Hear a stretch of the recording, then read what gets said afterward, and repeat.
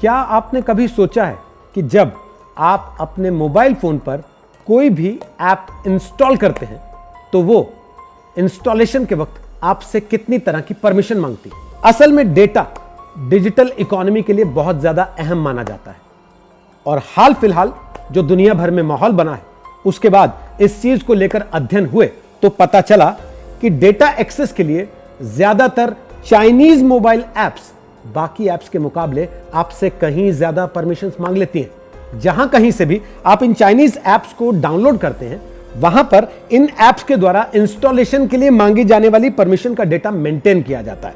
इन play store की जानकारियों के मुताबिक चाइनीज एप्लीकेशंस यूजर्स से जितनी मात्रा में डेटा परमिशन मांगती हैं, एक्सेस मांगती हैं, वो काफी चौंकाने वाली है। अब आपको बताते हैं ये डेटा का खेल चलता कैसे है, इसे थोड़ा विस्तार से समझिए। जर्मन ऐप डब स्मैश, आप सबने इसका नाम सुना होगा। जब आप उसे इंस्टॉल करते हैं तो वो अपने यूजर से 19 तरह की परमिशंस मांगती है। लेकिन वहीं जब आप चाइनीज कंपनी टिकटॉक के ऐप को यूज करते हैं यानी अपने मोबाइल पर इंस्टॉल करते हैं तो वो आपसे 30 तरह की परमिशन मांगती है, यानी कि डब स्मैश के मुकाबले 11 परमिशंस ज्यादा।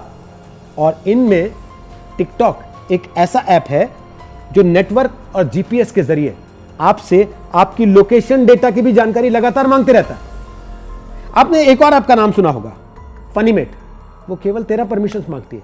अब जरा इसकी तुलना कर लीजिए टिकटॉक के साथ, तो वो इसके मुकाबले 17 परमिशंस आपसे ज्यादा मांग रही है। लोकेशन की जानकारी जबकि इन ऐप्स के लिए जरूरी नहीं है जो कि डब स्मैश जैसे काम करती हैं। हेलो ऐप बहुत तेजी से उभरता हुआ एक चीनी कंटेंट शेयरिंग और सोशल नेटवर्किंग ऐप है। मुझे यकीन है आप लोगों ने भी देखा होगा, बहुत से लोगों ने अपने मोबाइल पर उसे डाउनलोड भी किया होगा। लेकिन कभी आपने ध्यान दिया कि जब आप इसे इंस्टॉल कर रहे थे इसने आपसे कितनी तरह की परमिशंस मांगी?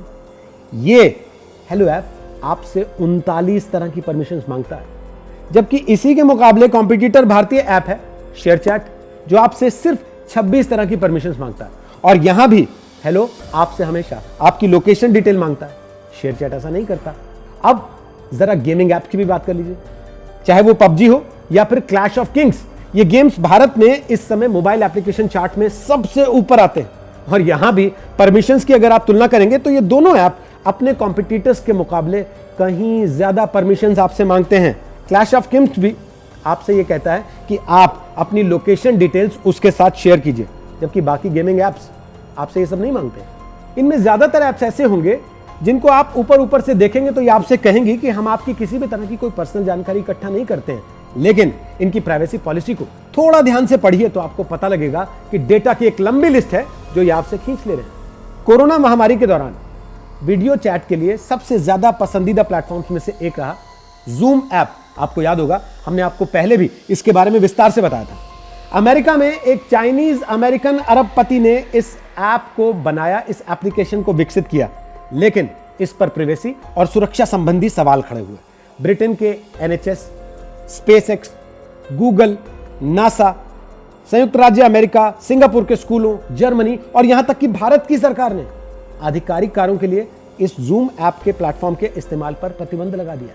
3 साल पहले भारत के गृह मंत्रालय ने चेतावनी दी थी 2017 में कि निकट भविष्य में कम से कम 40 चीनी एप्लीकेशन साइबर हमले का हिस्सा बन सकते हैं। और यह एडवाइजरी खुफिया सूचनाओं के मद्देनजर बहुत इंपॉर्टेंट एडवाइजरी थी। यह बात सच है कि भारत के पास अमेरिका या यूरोप के जैसे मजबूत प्राइवेसी कानून नहीं है, लेकिन भारत सरकार ने सही वक्त पर डेटा प्रोटेक्शन प्रावधानों को लागू करने की शुरुआत जरूर कर दी है। भारत में चाइनीज निवेश की अगर बात की जाए तो भारत की कुल एफडीआई में चीन की हिस्सेदारी कुल मिलाकर महज 0.52% है। लेकिन पिछले 5-6 साल में भारत ने हार्डवेयर में, मैन्युफैक्चरिंग, इंटरनेट और डेटा आधारित संगठनों के अहम क्षेत्रों में चीन की हिस्सेदारी बहुत हद तक बढ़ गई है। और स्मार्टफोन की जहां तक बात है तो पहले तो नोकिया, सैमसंग और एप्पल का बोलबाला था, लेकिन जब से नोकिया बाजार से आउट हुई उसके बाद भारत में जगह किसने ली? वो चाइनीज कंपनियां थी। Xiaomi, OnePlus, Oppo, Vivo, Huawei, Realme, इन सभी ने तो नोकिया की जगह ली। अब सवाल कहां से खड़ा हुआ? सवाल वहां से खड़ा हुआ जब चीनी फोन निर्माताओं पर यह आरोप लगने लगे कि वो अपने मोबाइल फोन्स के हासिल करने वाला डेटा चीन में मुहैया करा देते हैं। यानी कि आप अगर एक चाइनीज मोबाइल खरीद रहे हैं तो आपका सारा डेटा कहीं चीन में जाकर किसी सर्वर पर स्टोर हो रहा है, जिसका कभी भी कैसे भी वहां पर इस्तेमाल किया जा सकता है। क्या ये देश की सुरक्षा में सेंध की वजह नहीं बन सकता?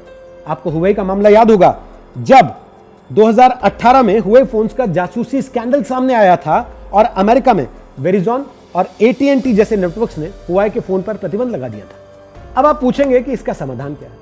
समाधान बड़ा सिंपल और सीधा है। सबसे पहला काम तो यह करना होगा कि भारत में ही विकसित एप्लीकेशन सर्वर्स को इंस्टॉल किया जाए जो भारतीय सर्वर्स में ही डेटा को स्टोर करते हो।